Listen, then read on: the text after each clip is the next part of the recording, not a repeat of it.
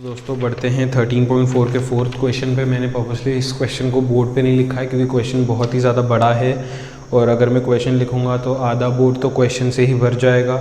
इसलिए मैं यहाँ से मैंने जो पीडीएफ भेजा है टेक्स्ट बुक का उसका मेरे पास प्रिंट आउट है। मैं वहाँ से क्वेश्चन रीड करके एक्सप्लेन करता हूँ इसे।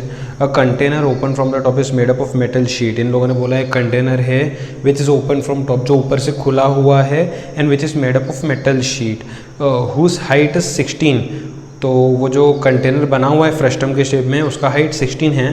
The radius of lower and upper ends are 8 and 20। तो लोअर एंड का रेडियस 8 है, अपर एंड का रेडियस 20 है ना। लोअर एंड का रेडियस छोटा है, अपर एंड का रेडियस बड़ा है। तो इन लोगों ने बोला है find the cost of milk which can completely fill the container at the rate of ₹20 per litre. Also find the cost of metal sheet used for making the container if its cost is ₹8 per 100 centimetre square. तो हमें यहाँ पे दो चीज़ें ढूंढनी है। एक तो हमें यहाँ पे ढूंढना है कॉस्ट ऑफ मिल्क, है ना। कॉस्ट ऑफ मिल्क मतलब कंटेनर में कितना मिल्क आता है उसका क्या कॉस्ट होगा, ये मुझे ढूंढना है। और दूसरा मुझे ढूंढना है कि how much metal sheet is required.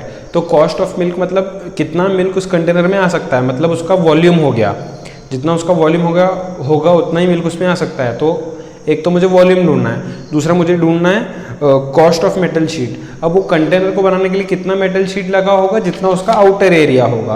तो मुझे दो चीज़ें यहाँ पे ढूंढनी है, वॉल्यूम भी ढूंढना है, आउटर एरिया भी ढूंढना है। तो यहाँ पे इन लोगों ने बोला है एक फ्रस्टम है जो ऊपर से खुला हुआ है, इस तरीके का ये है, ठीक है।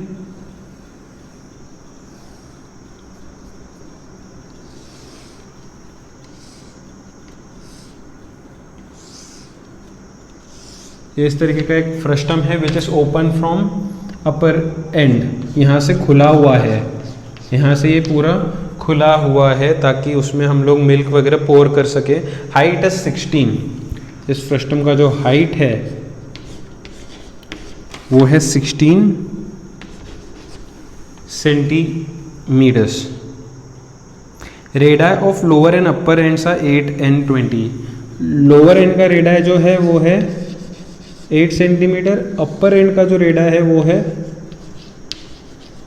20 centimetre. Find the cost of the milk. तो सबसे पहले कॉस्ट ऑफ द मिल्क पूछा है, मतलब इसमें कितना वॉल्यूम हम लोग बिठा सकते हैं मिल्क का, वो मुझे पहले ढूंढना पड़ेगा। मतलब पहले सबसे पहले इसका वॉल्यूम ढूंढना पड़ेगा। तो मैं लिखता हूँ यहाँ पे जो हाइट है फ्रस्टम का वो है 16 सेंटीमीटर, जो रेडियस 1 है, रेडियस 1 को 20 सेंटीमीटर बोल देते हैं, और जो रेडियस 2 है उसको 8 सेंटीमीटर बोलते हैं। तो कॉस्ट ऑफ मिल्क ढूंढना है, मतलब इसमें कितना मिल्क बैठ सकता है वो मुझे ढूंढना है। कितना मिल्क इसमें बैठ सकता है मतलब इसका कितना कैपेसिटी है, वॉल्यूम है। तो मैं लिखता हूँ यहाँ पे वॉल्यूम ऑफ फ्रस्टम, है ना। जितना वॉल्यूम होगा उतना ही मिल्क उसमें बिठा सकते हैं। तो वॉल्यूम ऑफ फ्रस्टम में इधर नीचे लिखता हूँ। वॉल्यूम ऑफ फ्रस्टम फॉर्मूला हम सब जानते हैं, वॉल्यूम ऑफ फ्रस्टम का 1/3 πh ब्रैकेट में R1 square plus R2 square plus R1 into R2, ये है फॉर्मूला।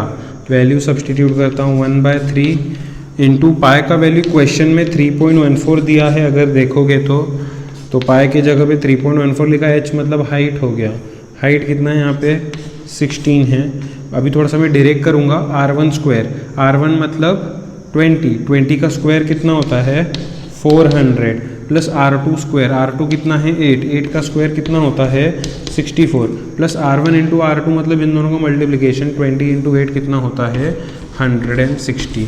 तो ये इस तरीके से हो जाएगा, है ना। यहाँ पे कुछ कैंसिल होने से तो रहा, तो ये क्या हो जाएगा 1 इंटू 3.14 इंटू 16, और यहाँ पे नीचे 3 भी था, राइट। इन तीनों का एडिशन करोगे तो 400 प्लस 64 प्लस 160, एक्चुअली ओवरली भी करोगे तो जमेगा 464 160। एडिशन करोगे तो ये 4 वैसे ही रहेगा, 6 प्लस 6 ये 12 हो जाएगा, 4 5 6 24 हो जाएगा। कितना हो जाएगा 624 हो जाएगा। तो इसको 3 से कैंसिल कर दो, 3 1 ज़ा 3 2 ज़ा 6 0 हो जाएगा। यहाँ पे 3 2 ज़ा 6 हो गया, फिर 2 बचा, 2 तो आता नहीं इसलिए 0, तो 2 कैरी होगा 24 मतलब 8 ज़ा 208 आ जाएगा।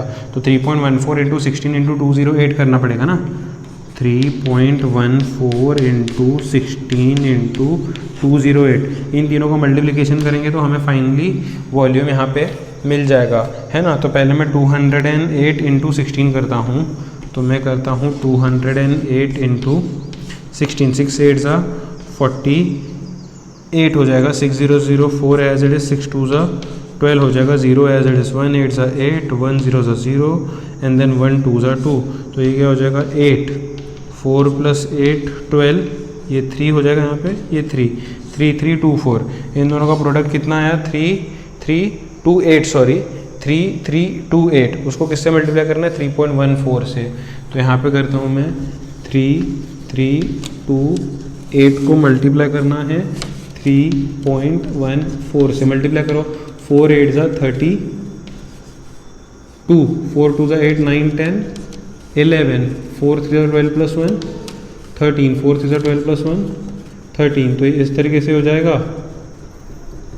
है ना। 4 सबसे मल्टीप्लाई हो गया, 1 सबसे मल्टीप्लाई करेंगे यहाँ पे तो 0 देना पड़ेगा, 1 8 ज़ा 8 हो जाएगा, 1 2 ज़ा 2 हो जाएगा, 1 3 से 3 हो जाएगा, और फिर 1 3 से 3 हो जाएगा, 2 ज़ीरोज़ दे देते हैं नीचे। अब 3 मल्टीप्लाई करो, 3 8 ज़ा 24, 3 2 ज़ा 6 + 2 8 हो जाएगा, 3 3 ज़ा 9 हो जाएगा, 3 3 ज़ा 9 हो जाएगा, तो ये कितना हो जाएगा 2 8 + 1 9, 4 5 6 7 8 9 8 9 10 11 12 13 14,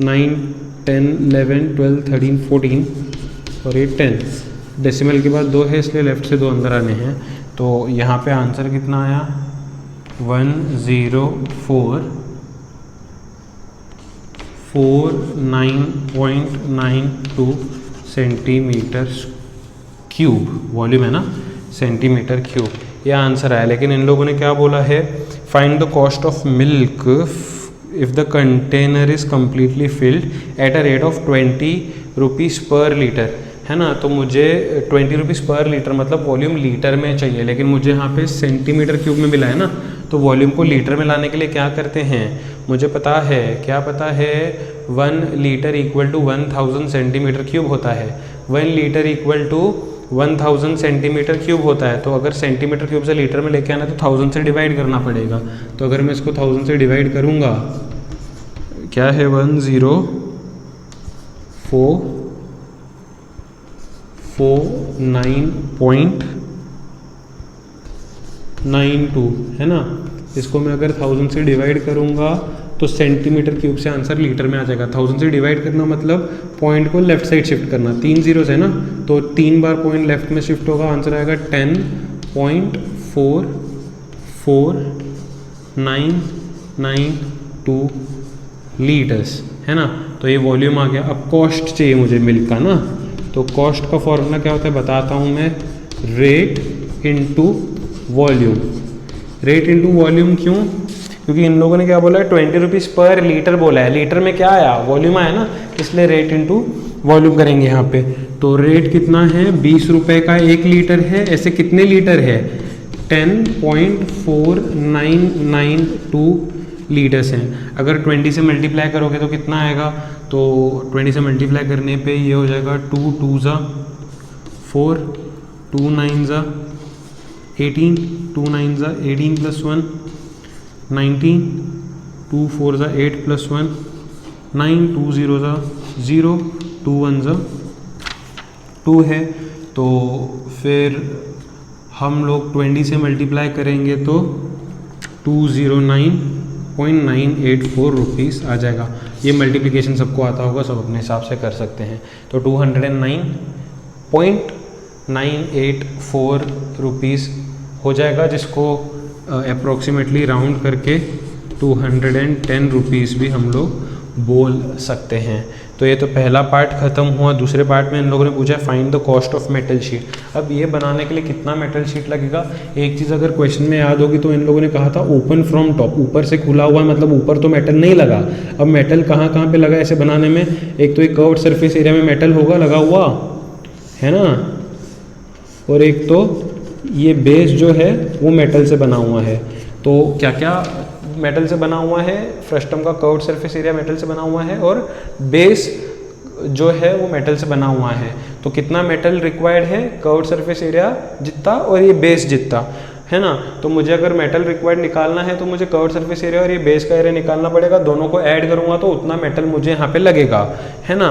तो मुझे मेटल रिक्वायर्ड चाहिए, तो इस तरीके से मेटल रिक्वायर्ड निकालेंगे। कौन से एरियाज ऐड करने? कर्व्ड सरफेस एरिया और बेस। अच्छा, कर्व्ड सरफेस एरिया का फॉर्मूला क्या है? पाई r1 प्लस r2l है। l माने स्लांट हाइट, लेकिन स्लांट हाइट क्वेश्चन में दिया नहीं है।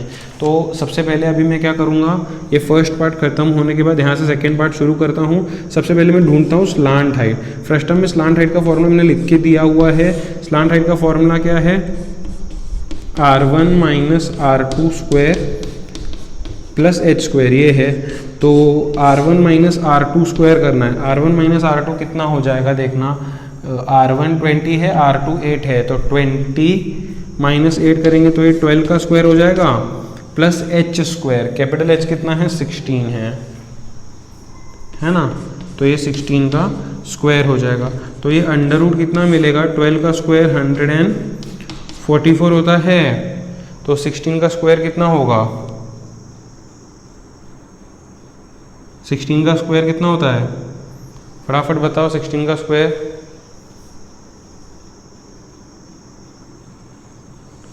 256 कितना होता है? 16 का स्क्वायर 256। अगर इन दोनों को ऐड करोगे तो अंडर रूट 400 आ जाएगा, जिसका स्क्वायर रूट 20 सेंटीमीटर होता है। इस तरीके से ये स्लांट हाइट मिल गया। एक बार मेरे को स्लांट हाइट मिल गया तो उसके बाद मैं क्या कर सकता हूँ, आगे कर्व्ड सरफेस एरिया और बेस का एरिया आसानी से निकाल सकता हूँ, जो कि काफ़ी सिंपल तरीके से हो जाएगा, है ना। तो चलते हैं, फिर बढ़ते हैं आगे। तो आगे क्या होगा यहाँ पे मैं लिखता हूँ area of metal sheet required.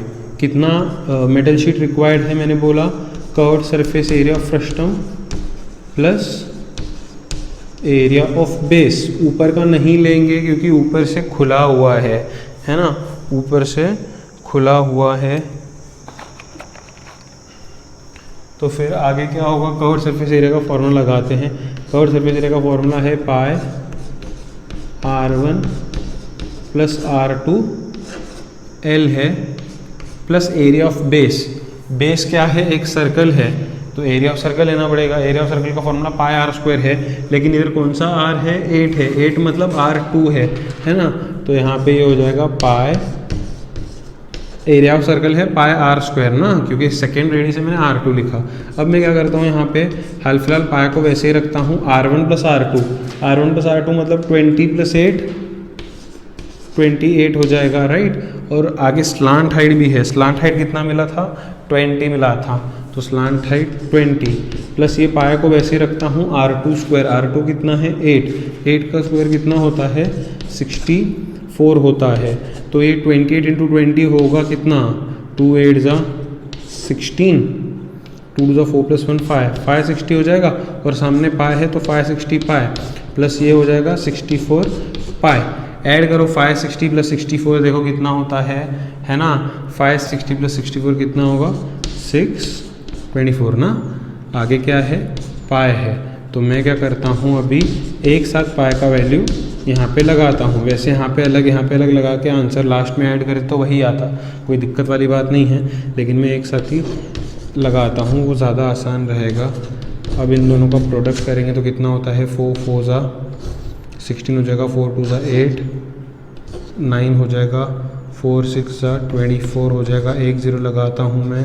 1 4 जा 1 2 जा 1 6 जा 2 0 लगाता हूँ मैं। 3 4 जा 12 3 2 6 7 3 6 जा 18 हो जाएगा। तो ये 6, ये 3 2 4 8, ये 9, तो 2 प्लस 6 8 8 प्लस 7 15, ये 9, ये 1।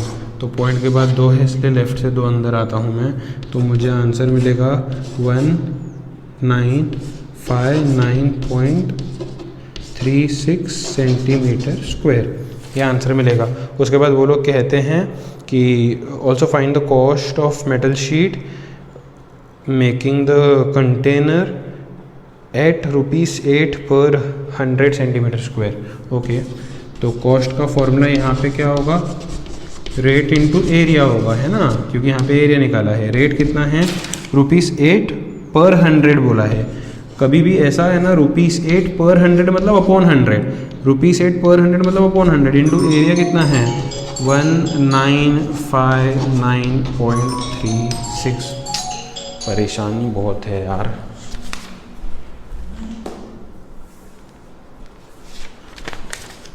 तो फिर यहाँ पे क्या होगा, अगर मैं यहाँ से 2 0 हटाता हूँ तो पॉइंट लेफ़्ट साइड में 2 हटेगा, तो ये 8 × 19.5936 हो जाएगा। अब इसको 8 से मल्टीप्लाई करो, उतना अपना कॉस्ट आ जाएगा। तो इस तरीके से सम कंप्लीट हुआ है। फटाफट से पॉज करके अच्छे से नोट कर लो।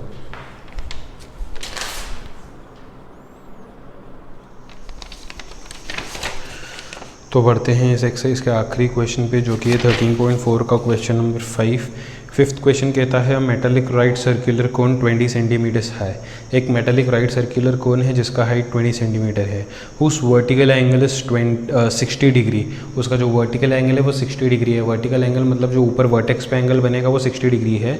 इस cut into 2 parts at the middle of the height by a plane parallel to its base. तो ये जो कोन है वो बीचों बीच काटा गया है ना, बीचों बीच काटा गया है parallel to its base. If the frustum so obtained be drawn into a wire having diameter 1/16 centimetre, find the length of the wire. तो कह रहे हैं कि इसमें जो फ्रस्टम तैयार होगा, कोन को काटने के बाद फ्रस्टम तैयार होगा, उस फ्रस्टम से अगर वायर बनाएंगे तो वायर का लेंथ कितना होगा। अब क्या हो रहा है, फ्रस्टम से वायर बना रहे हैं ना, मतलब एक फ्रस्टम शेप था उससे वायर में रिकास्ट कर रहे हैं। तो मैंने पहले भी कहा था रिकास्ट जब होती हैं चीज़ें तो दोनों केसेस में वॉल्यूम सेम होता है ना। वायर किससे बना रहे हैं, फ्रस्टम से बना रहे हैं, तो जो फ्रस्टम का वॉल्यूम होगा ना, फ्रस्टम का जो मटेरियल का वॉल्यूम होगा वही वायर के मटेरियल का वॉल्यूम होगा। तो इस केस में भी हम लोग फ्रस्टम का वॉल्यूम और वायर का वॉल्यूम इक्वल करेंगे। लेकिन यहाँ पे इस सम पे पढ़ने से पहले इसमें थोड़ा सा ट्रिग्नोमेट्री यूज़ होगा।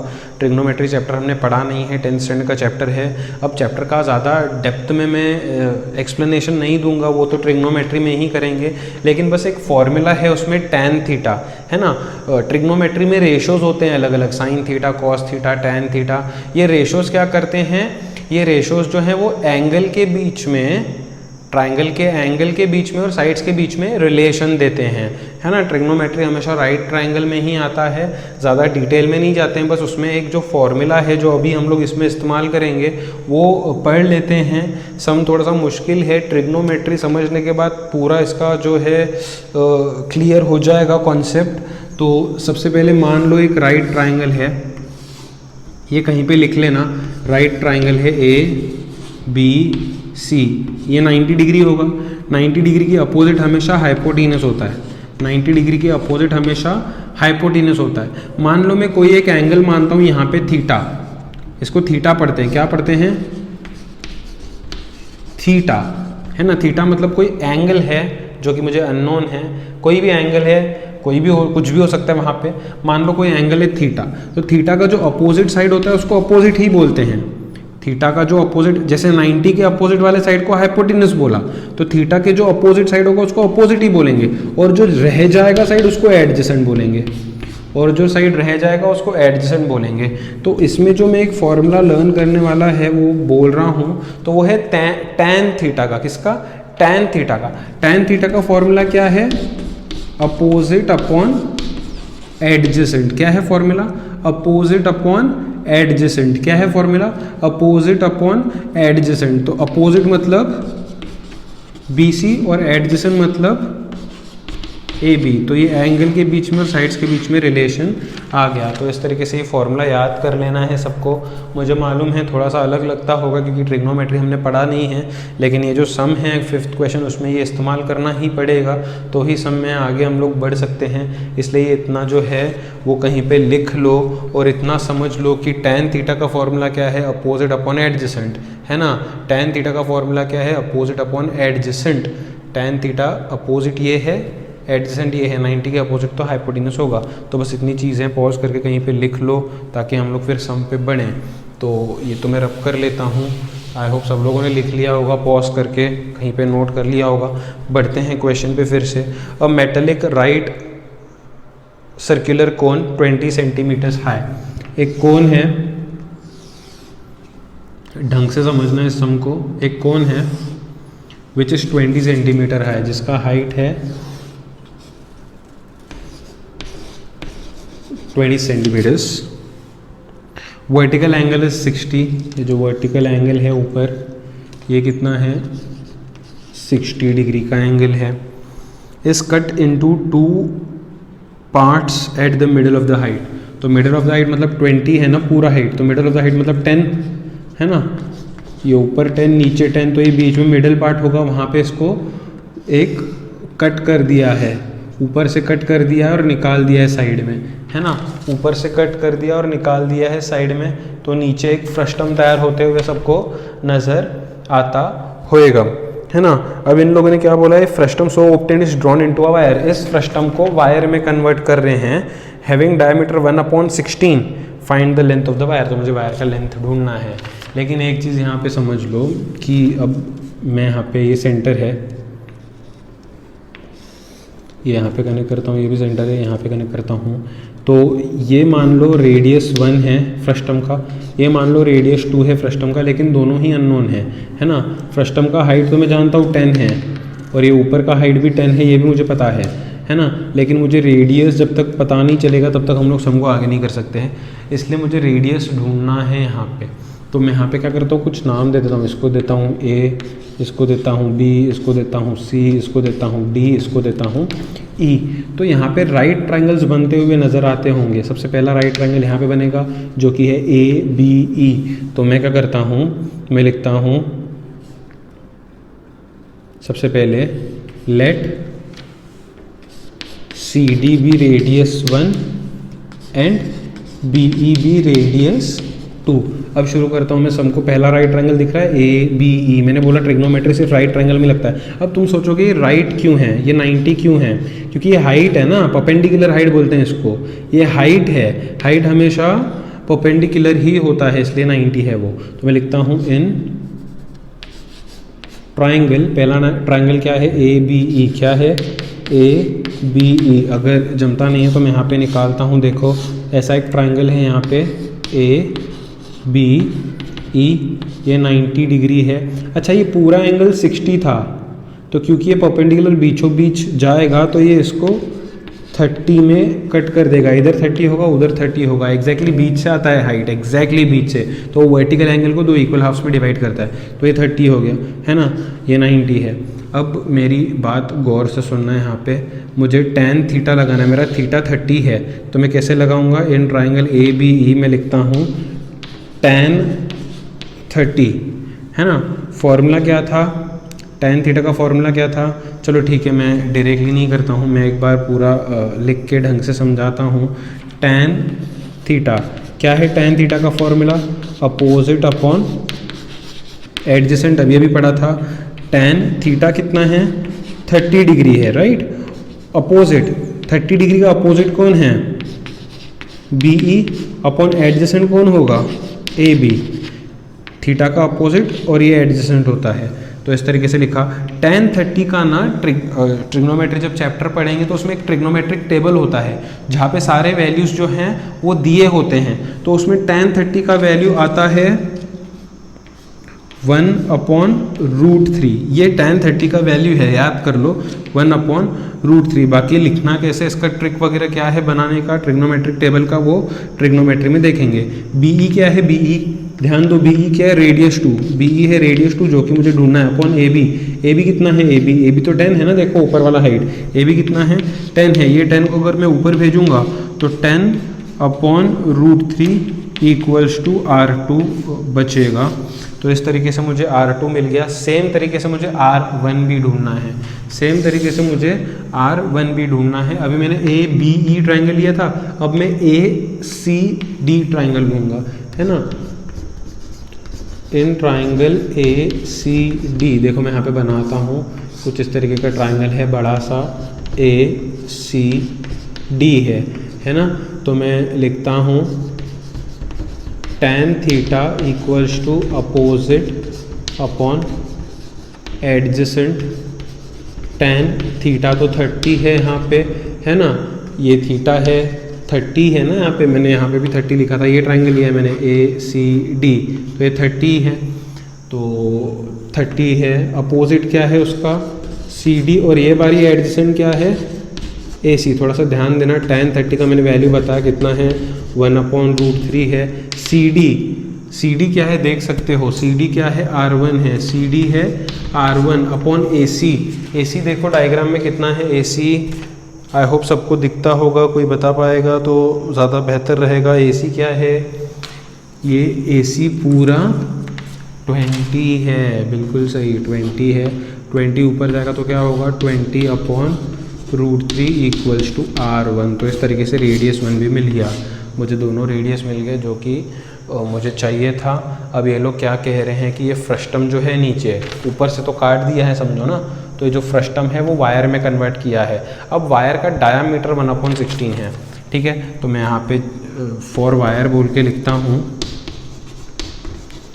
फॉर वायर का जो डायामीटर है, वायर का जो डायामीटर है वो है 1/16 सेंटीमीटर। तो रेडियस कितना मिलेगा, सबको पता है ना रेडियस क्या होता है, radius is half of diameter. Radius क्या होता है, हाफ ऑफ डायमीटर, हाफ होता है डायमीटर का, हाफ ऑफ डायमीटर। तो ये हो जाएगा 1/32 सेंटीमीटर। तो इस तरीके से रेडियस मिल गया। अब मुझे पता है कि फ्रस्टम को ही वायर में कन्वर्ट किया गया। वायर का शेप कौन सा होता है, सिलेंड्रिकल शेप होता है, राइट। वायर का शेप कौन सा होता है, सिलेंड्रिकल शेप होता है। तो मैं यहाँ पे लिख सकता हूँ, क्योंकि फ्रस्टम को ही वायर में कन्वर्ट किया गया है, तो मैं लिखता हूँ volume of frustum is equal to volume of wire. तो मैं यहाँ पे लिखता हूँ volume of frustum is equal to volume of wire. थोड़ा सा मुश्किल हो सकता है, प्रैक्टिस कर लो बढ़िया तरीके से। वॉल्यूम ऑफ फ्रस्टम का फॉर्मूला क्या है, 1/3 पाई H ब्रैकेट में R1 square plus R2 square plus R1 R2। ये तो वायर है, वायर का शेप होता है सिलेंडर, है ना। तो वॉल्यूम ऑफ वायर मतलब वॉल्यूम ऑफ सिलेंडर हो गया। यहाँ पे क्या है फॉर्मूला, पाई R² H। मुझे क्या ढूंढना है, वायर का लेंथ। वायर का लेंथ मतलब उसका हाइट ढूंढना है। ये वायर है मान लो, वायर का मुझे लेंथ ढूंढना है ना, मतलब ही उसका हाइट ढूंढना है। तो सबसे पहले तो मैं क्या करता हूँ, यहाँ का पाई और यहाँ का पाई कैंसिल कर देता हूँ। मैं ये 1/3 एज इट्स लिखता हूँ। ये हाइट किसका है, फ्रस्टम का है। फ्रस्टम का हाइट देख लो, फ्रस्टम का हाइट सिर्फ इतना ही है ना, जो कि कितना है 10 है। आई होप सबको समझ रहा है। तो फ्रस्टम का हाइट 10 है। अब ज़रा ध्यान देना यहाँ पे R1 स्क्वायर, किसका स्क्वायर, R1 स्क्वायर, किसका स्क्वायर, R1 स्क्वायर। R1 कितना है 20/√3। अब मैं उधर डायरेक्टली आंसर लिखूंगा, मुझे R1 का स्क्वायर चाहिए। R1 मतलब मुझे 20/√3 का स्क्वायर चाहिए। 20 का स्क्वायर कितना होता है 400, √3 का स्क्वायर 3 जानते हैं हम लोग, 9th स्टैंडर्ड में हुआ है ना। √3 का स्क्वायर कितना होता है 3। तो R1 का स्क्वायर कितना मिला 400/3। R2 स्क्वायर, R2 कितना है 10/√3। 10/√3 का मुझे स्क्वायर चाहिए। 10 का स्क्वायर 100, नीचे √3 का 3। तो R2 स्क्वायर कितना आया 100/3 प्लस R1 मतलब इन दोनों का प्रोडक्ट। R1 कितना है 10/√3, R2 कितना है 20/√3। तो 10/√3 इंटू 20/√3 मल्टीप्लाई करोगे तो 10 इंटू 20 200 हो जाएगा। नीचे √3 इंटू √3 3 हो जाएगा। तो इस तरीके से हो जाएगा। इक्वल्स टू क्या है, आर स्क्वायर एच है। आर स्क्वायर मतलब रेडियस का स्क्वायर, किसका रेडियस, वायर का रेडियस। वायर का रेडियस कितना है 1/32, उसका स्क्वायर मतलब 2 बार लिखना पड़ेगा 1/32 इंटू 1/32 इंटू हाइट तो मुझे अभी भी नहीं मालूम है, वो तो मुझे ढूंढना है। तो ये क्या हो जाएगा पता है 1/3 इंटू 10 इंटू, देखो सबके नीचे तो 3 है तो नीचे तो कॉमन में 3 आ जाएगा। ऊपर क्या होगा 400 प्लस 100 500 प्लस 200 700 हो जाएगा, है ना। और यहाँ पे क्या है 1/32 इंटू 1/32 इंटू एच हो जाएगा। अब इसका कन्वर्जन करते हैं और हाइट को ढूंढने की कोशिश करते हैं। तो ऊपर तो मेरे को लग रहा है 7000 हो जाएगा, 1 इंटू 10 10 10 इंटू 700 7000 हो जाएगा। और नीचे 3 3 ज़ा 9 हो जाएगा। अगर मैं इस 32 को ऊपर भेज दूँ तो इधर सिर्फ हाइट रह जाएगा। अब इन सबको कैलकुलेट करना है ताकि मुझे हाइट मिले। तो मुझे क्या करना है 32 इंटू 7000 डिवाइड बाई 9। 9 किसी से डिवाइड होगा नहीं यहाँ पे। तो 32 इंटू 32 कितना होता है 1024। क्या चेक कर लेते हैं एक बार 32 इंटू 32 कितना होता है। एक सेकेंड, इसकी ज़रूरत पड़ेगी अभी यहाँ पे। तो 32 इंटू 32 कितना होगा 2 2 4 2 3 6 0 3 2 6 3 3 9, ये 4 ये 2, हाँ 1024 ही होता है। 32 इंटू 32 कितना हुआ 1024 इंटू 7000 करना है ना। तो मैं इंटू 7 करता हूँ सिर्फ, बाद में 3 0 लगा देंगे। 7 4 ज़ा 28 7 2 14 15 16 7 0 0 1 7 7। तो ये आता है 32 इंटू 32 इंटू 7 आता है 7168। आगे 3 ज़ीरोस है, डिवाइड बाय 9 है, इक्वल्स टू एच है।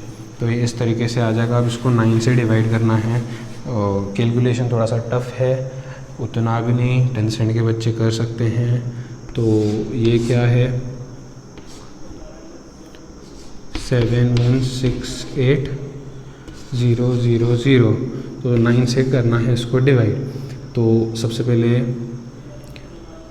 9 7 ज़ा 63 हो जाता है। तो मुझे लग रहा है यहाँ पे अगर 71 में से 63 माइनस करेंगे तो 8 बचेगा, ये 6 नीचे, राइट। 86 के सामने 9 9 ज़ा 81 आता है, 5 बचेगा, 8 नीचे 58, राइट। तो 9 6 ज़ा 54 आता है, 4 बचेगा, ये 0 नीचे 40 हो जाएगा। तो 9 4 ज़ा 36 आता है, फिर 4 बचेगा, 0 नीचे 40, फिर 4 ज़ा 36 आएगा एंड फिर 4 बचेगा, फिर ये नीचे, फिर 4 से 36 आएगा। तो ये रिकरिंग चलते रहेगा, आगे 0.44 ही आएगा इसके। तो डिवाइड करोगे तो आंसर कितना है 79644.44। ऐसा कुछ आंसर यहाँ पे आ जाएगा। सेंटीमीटर इक्वल टू हाइट, है ना। हाइट मतलब लेंथ ऑफ वायर इतना मिला। यूजुअली अगर तुम लोगों ने देखा होगा तो जो वायर है उसको मीटर में काउंट करते हैं, सेंटीमीटर में नहीं काउंट करते हैं। तो मीटर में लाने के लिए, है ना, 100 से मुझे इसको डिवाइड करना होगा क्योंकि 1 मीटर इक्वल टू 100 सेंटीमीटर होता है। अगर 100 से मैं डिवाइड करूँगा तो बस 2 पॉइंट लेफ्ट में सरकेगा ना। तो 7964.44 मीटर्स इक्वल टू लेंथ या फिर हाइट जो भी है वो आ जाएगा। अप्रॉक्सीमेटली इतना आएगा, ठीक है। तो आई होप सबको ये क्वेश्चन समझा है। थोड़ा सा डिफ़िकल्ट ज़रूर है लेकिन इसको अच्छे से देख लो। एक बार ही नहीं, 2 बार नहीं, 3 बार नहीं, एक बार नहीं, 2 बार नहीं, 3 बार नहीं, प्रैक्टिस करो और फिर परफेक्ट कर लो। यहाँ पे सारे हमारे जो है चारों एक्सरसाइज कंप्लीट होते हैं। एग्जाम्पल्स और ऑप्शनल एक्सेस बचा है। एग्जाम्पल्स तो मोस्टली सिमिलर है, तो आई होप तुम लोग कर सकते हो। लेकिन ऑप्शनल एक्सरसाइज में सिखाऊंगा, उससे पहले एग्जाम्पल्स या ऑप्शनल एक्सरसाइज पे जाने से पहले चारों एक्सरसाइज परफेक्ट आने चाहिए, तो ही हम लोग आगे चीज़ों को लेके जा सकते हैं। फटाफट से पॉज करके नोट कर लो।